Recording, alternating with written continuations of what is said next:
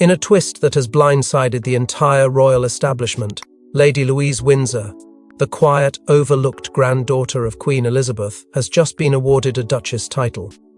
But this isn't a ceremonial honor, it's retaliation. A strategic move made after she boldly blocked Camilla's family from gaining access to key royal privileges.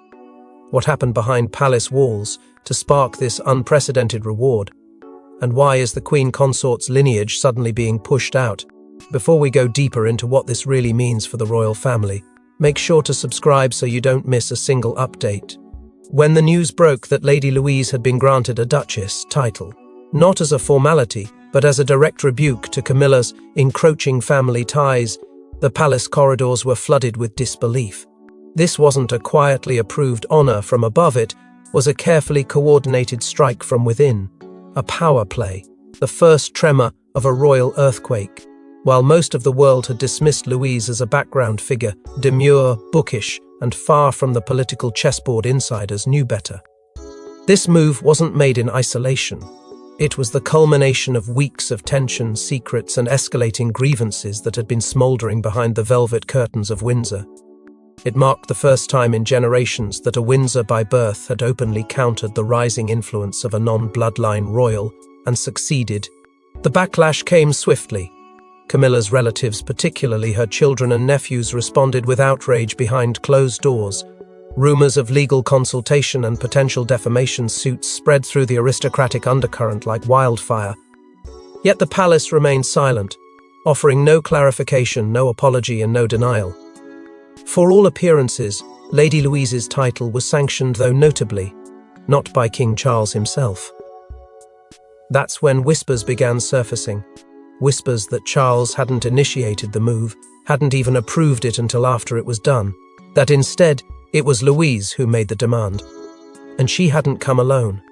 Backed by powerful allies rumoured to include her father Prince Edward, Princess Anne, and a quiet nod from the Princess of Wales, Louise used an obscure legal clause to not only claim a Duchess title, but to symbolically carve a boundary between the Windsor legacy and Camilla's growing influence. Her act forced the king's hand, putting him in the impossible position of either legitimizing the power of his step-family or preserving the purity of the Windsor bloodline. The decision was swift, and the message unmistakable. The House of Windsor had drawn a line, and Louise was now standing at the front of it. But the story doesn't stop with a title. At the heart of this upheaval lies an unspoken war, a battle over legacy, over land, over access. Camilla's family had been making quiet moves behind the scenes, applying for patronages, requesting accommodations within royal estates, and even proposing ceremonial roles for future events. To some, these were harmless gestures. To others, they signaled a hostile takeover of the royal stage, one that placed convenience over lineage and visibility over tradition. It was this slow invasion of privilege, executed with careful precision, that Louise reportedly saw as the greatest threat to her grandmother's legacy. And it was that very threat that awakened a silent resolve within her, one the public never saw coming. Behind the scenes, there were meetings, off-record gatherings, strange absences from public view. Louise was preparing something, that much was clear to those who knew where to look. In the weeks leading up to the announcement, she had reportedly been spotted entering and leaving royal residences at unusual hours. She wasn't seeking permission, she was building her case, gathering allies, positioning herself. And when the moment came to strike, she didn't hesitate. The Duchess title was the symbol, but the real move was in the message, that not all Windsors would quietly hand the reins to a new court of outsiders. But the real question remains, what gave Lady Louise the power to defy Camilla and win? Before the title announcement, Louise vanished from public view for 13 days according to palace insiders. During that time, she met with 2 senior royals and 1 former royal exile behind locked doors. What was said in those hushed conversations turned her from overlooked granddaughter to Duchess in waiting for nearly 2 weeks. Lady Louise was absent from every calendar event, every scheduled public appearance, and even private family gatherings where her presence had long been considered routine. Royal watchers speculated illness, travel, or quiet retreat, but none came close to the truth. In reality, those 13 days were the ignition point of a calculated, silent revolution. Louise didn't disappear.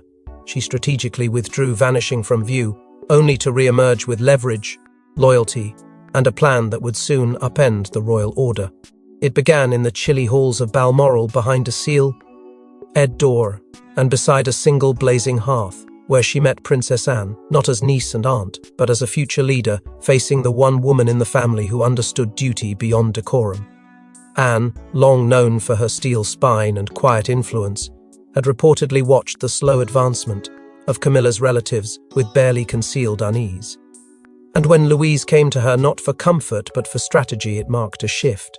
That meeting, palace aides later whispered, lasted 3 hours and ended with a simple nod from Anne, the kind of nod that sealed pacts before lawyers were ever needed. But Louise didn't stop there. Days later, she surfaced unannounced at Kensington. What followed was a private meeting with Catherine, Princess of Wales, described by one senior aide as tense but transformative. Catherine, often silent in court matters, reportedly questioned Louise's timing, her motivations, and her risk. But in the end, Louise left with more than counsel. She left with conditional support. Then came the shocker. Rumors swirled that in the dead of night, Louise initiated contact with a former royal exile, none other than Prince Harry. Though no confirmations exist, insiders claim encrypted calls were made and messages exchanged through trusted intermediaries. The motive? Not allegiance, but perspective. If anyone understood what it meant to challenge the unspoken rules of the firm, it was Harry, and if anyone could explain what retaliation might look like from within those walls, it was him. Louise wasn't gathering gossip, she was building a map, and that map now stretched across generations, ideologies and grudges, both ancient and fresh. Underneath it all was a growing fire. Louise had watched, for years, as her family was sidelined while Camilla's kin tiptoed into places once reserved for Windsor blood. Banquets, boxes, balconies. Invitations once addressed to the Queen's descendants, now arriving with unfamiliar names. She felt the erasure, and while others accepted it as the price of modernization, Louise chose resistance. Not in protest, but in strategy. With every meeting, she laid brick after brick of a new foundation, one that would hold her Duchess title not as a token of favor, but as a fortress of defiance. But behind every power shift is a threat, and Louise wasn't the only one preparing for a battle. While the cameras focused on the King and Queen, Camilla's family made their move discreetly, embedding themselves deeper into royal affairs. But Lady Louise wasn't having it. What she uncovered about Camilla's relatives sent shockwaves through the firm and forced her to take a stand no Windsor had dared before. It began quietly, subtle shifts that most within the palace dismissed as harmless modernization. Camilla's family, once entirely removed from matters of the crown, had started to appear in unexpected spaces. Requests were made for guest rooms inside Windsor's private quarters, citing family functions. Aides were told to begin including Camilla's children in future ceremonial shortlists. And then came the stables' request, a formal inquiry asking for exclusive rights to use royal stables, allegedly for Camilla's granddaughter's training purposes. But insiders knew better. The request wasn't about horses, it was about symbolism. A move to take control of one of the monarchy's oldest traditions, wrapped neatly in the illusion of innocent equestrian interest. Lady Louise, raised among those very stables and trained in the Windsor codes of silence and strength, saw it for what it was, a quiet occupation. But what ignited her was not the stables. It was security. One morning, a royal protection officer reportedly raised a flag. Camilla's nephew had been spotted, entering a secured perimeter with a detail. No official request, no clearance, no explanation, just access. When Louise learned of it, she didn't call for a meeting, she requested records. Thanks to her position and her mother, the Countess of Wessex, Louise had rare, restricted access to certain financial ledgers. She followed the trail. What she found wasn't illegal, but it was alarming. Quiet reallocations, travel costs buried in charity budgets, an approved line item for the redesignation of a centuries-old patronage one her grandmother once held to a name connected to Camilla's family. That was the final blow. A piece of royal legacy, written into history, was about to be overwritten in plain sight. Louise didn't weep. She acted. Using an obscure clause tied to her mother's rarely invoked role, linked to property custodianship of lesser Windsor holdings, Louise exercised a legal block on any non-bloodline access to those particular grounds. Camilla's relatives were immediately denied entry, a move that left royal aides scrambling for clarification. But none came. Lady Louise remained silent, and in that silence her statement echoed louder than any press release. She had not only seen the threat, she had stopped it, not as a child of the firm, but as its unexpected guardian, and still she wasn't finished. Because what Camilla's family had tried to take wasn't just property or privilege, it was place. And Louise, in reclaiming it, had declared that the legacy of Windsor would not be quietly surrendered. But it wasn't just about territory, it was about legacy. And Louise wasn't done yet. Tucked away in a sealed envelope, marked in the late Queen's own handwriting, for Louise should the time come.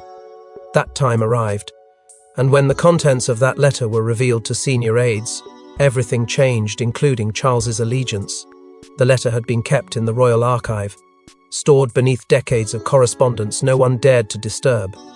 It wasn't found by accident, it was searched for, whispered about, protected. And then, when tensions reached their tipping point, it was retrieved not by a clerk, but by a confidant of Princess Anne, under explicit instruction. No one outside the core circle knew what was in it, until Louise herself stood before the private council and laid it gently on the polished table. She didn't speak. She didn't need to. The signature said it all. Elizabeth R. It wasn't just a letter, it was the Queen's final word. A mother's warning, a monarch's whisper to the future. Penned in steady ink just months before her passing, the letter bore the unmistakable weight of foresight. It spoke of fractures, of growing tensions within the family that would one day threaten the very fabric of the monarchy. There was no anger in her words, only clarity, a quiet awareness that not all unity is truth.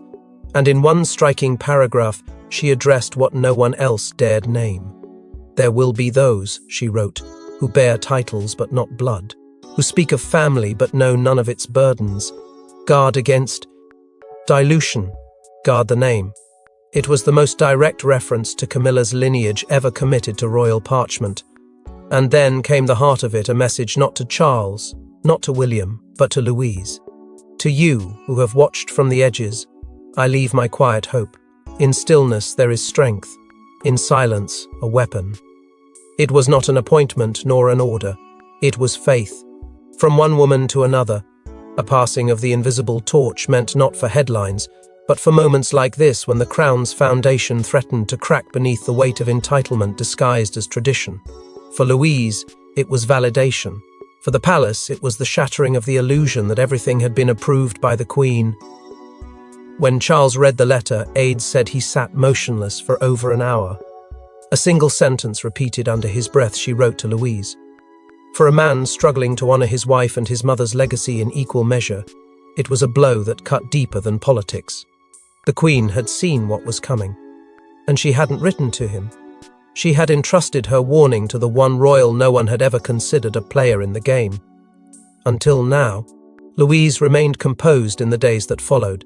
She never spoke publicly of the letter, never defended herself, never even confirmed its contents. But everything changed after it surfaced. Meetings were cancelled, statements delayed. The title, once questioned, was now untouchable. Because this wasn't just a duchess with a title. It was a granddaughter with a mission, armed with the words of the woman whose silence had always carried the greatest weight in the realm. But once that letter was revealed, a storm erupted, and Palace's loyalties fractured in real time.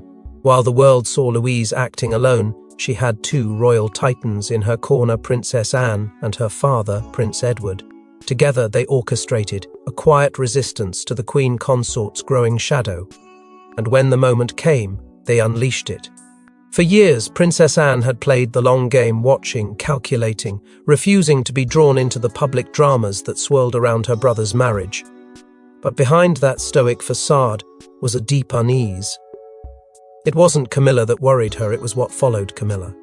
Her family's slow and steady encroachment, dressed in politeness but armed with ambition, had not gone unnoticed. Clashes, though never public, had occurred behind palace doors. A scheduling dispute here, a misstep in protocol there. But Anne had learned from the Queen, timing was everything.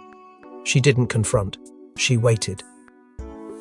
And when Louise came to her not for sympathy but for strategy, Anne recognized the moment she had been holding out for. She saw in Louise the only other woman in the family who carried the Queen's discipline, the Queen's restraint, and now the Queen's cause. Prince Edward, meanwhile, had long swallowed the indignity of watching his daughter pushed to the sidelines while titles, attention and influence flowed toward Camilla's circle. He had remained loyal, quiet, dutiful, the royal family's reliable shadow.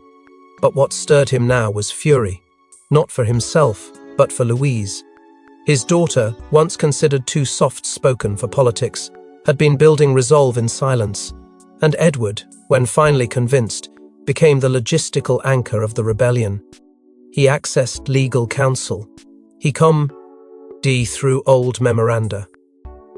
And together with Anne, they uncovered what would become the key to everything, a little-known clause buried within a 2004 document, personally drafted by the late Queen.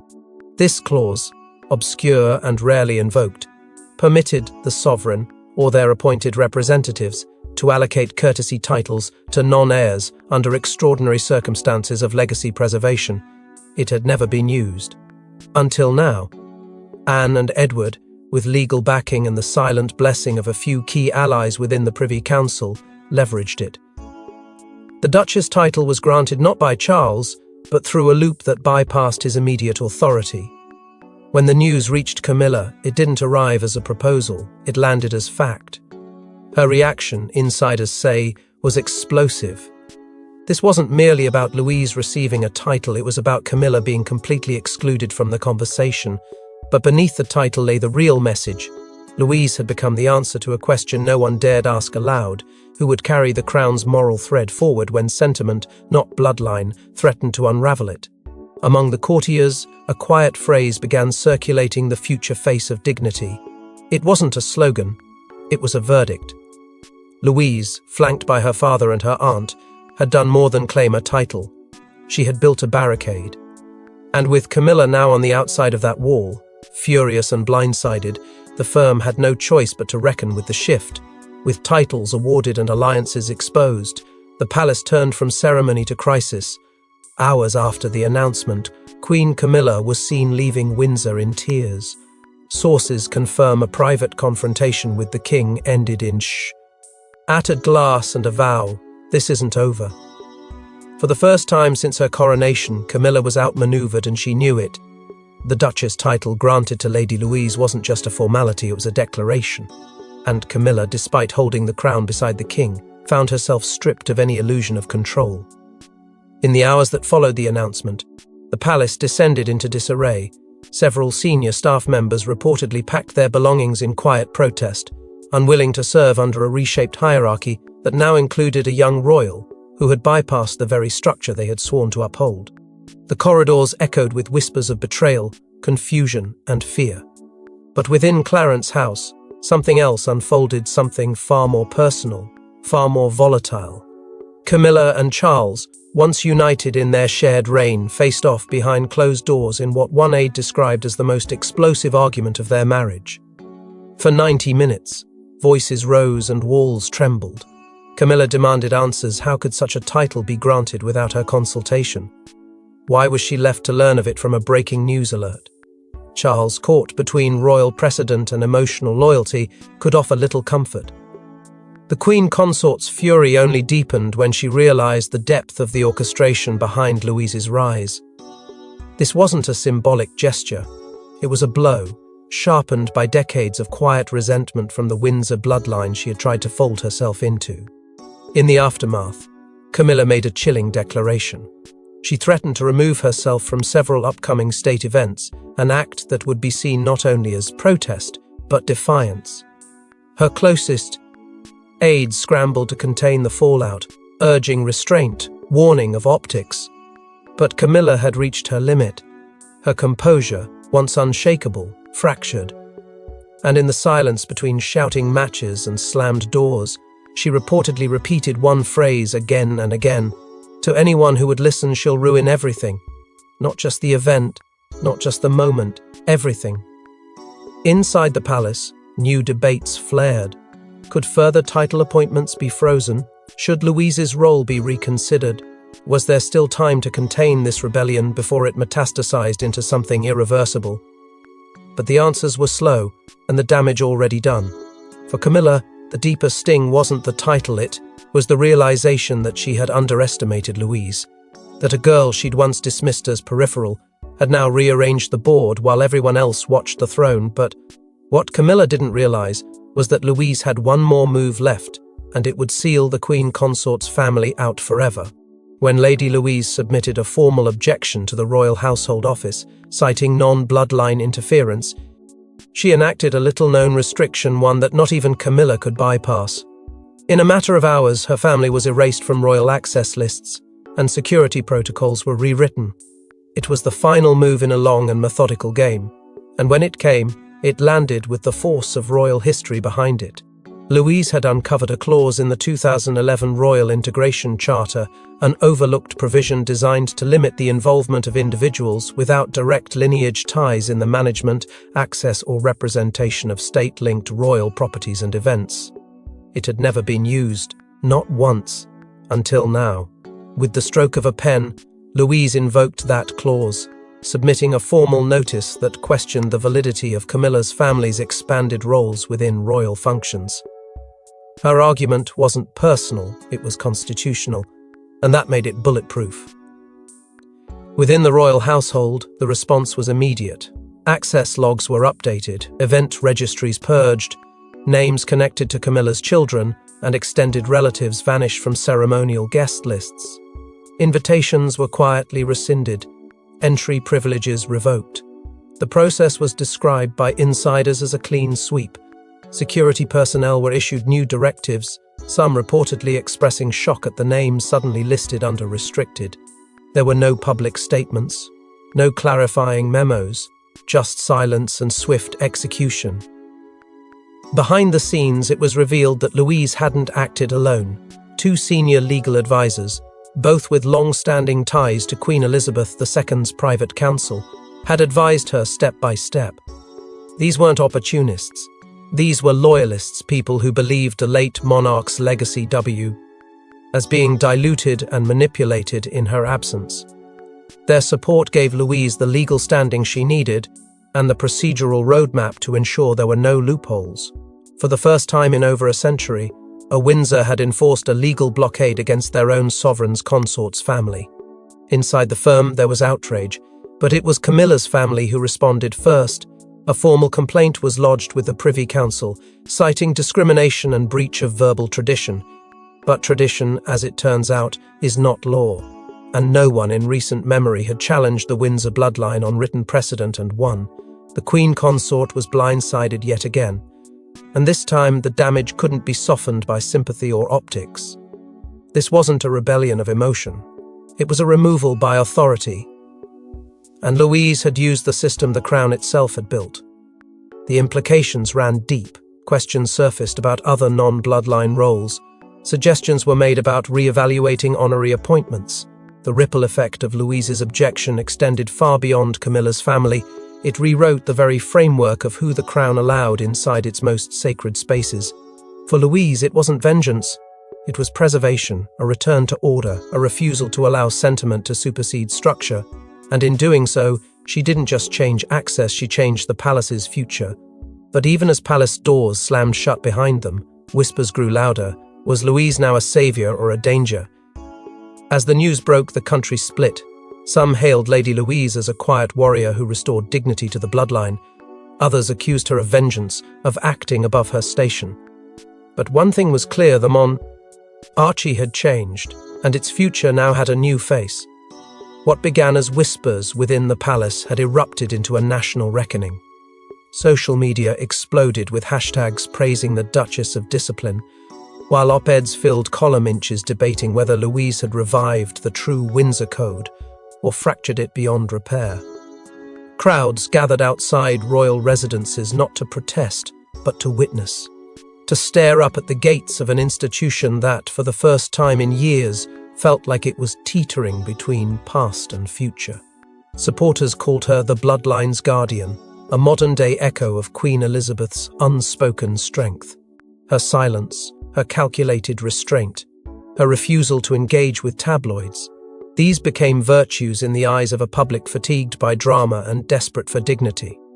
But not everyone agreed. A powerful contingent of modern monarchy supporters argued that Louise's actions were exclusionary, elitist, and ultimately regressive.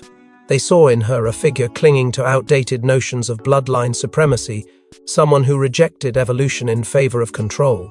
Debates erupted between generations, across dinner tables and broadcast panels alike. Was this the monarchy's rebirth or its last gasp? And still, the headlines rolled on. The rise of Lady Louise, blood over bond. The Duchess who said no. The press couldn't get enough of her. Photos of her at formal events suddenly dominated front pages. Old interviews were dissected. Every expression, every motion, now read like a manifesto.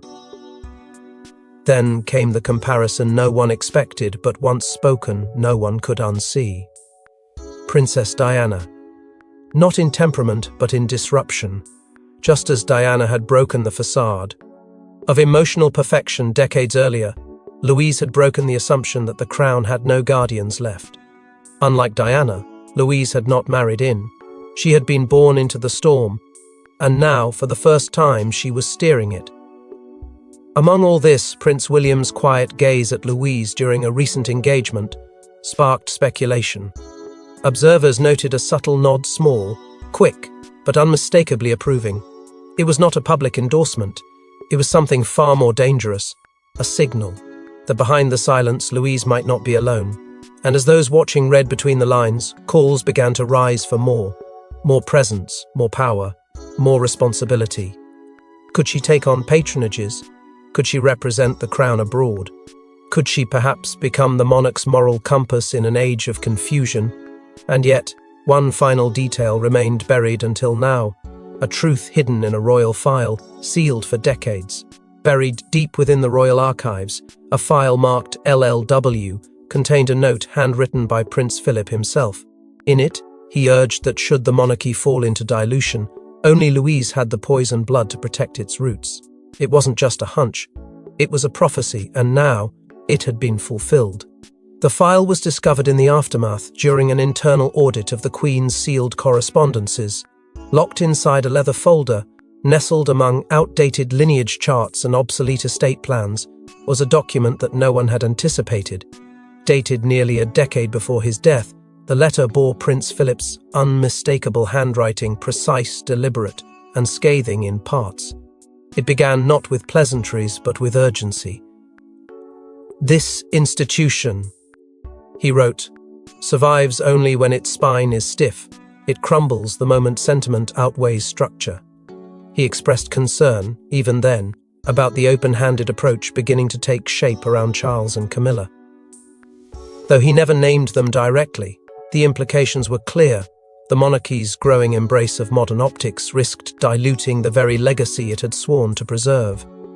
And then, in a moment of clarity that now feels chillingly prescient, Philip named Lady Louise. He spoke of her as the granddaughter who had inherited more than title, she had inherited instinct. He described her as a child who had never craved the spotlight, yet had absorbed every unspoken rule of the House of Windsor with solemn reverence. "In silence she sees," he wrote. "In silence she will act." Those 8 words, tucked into the body of a forgotten memo, now ring louder than any royal decree issued since. Anne and Edward, it turns out, had known of the file. Not its details, but its existence. Philip had confided in them separately, years before his passing, about his belief in Louise's role not as a ruler, but as a restorer.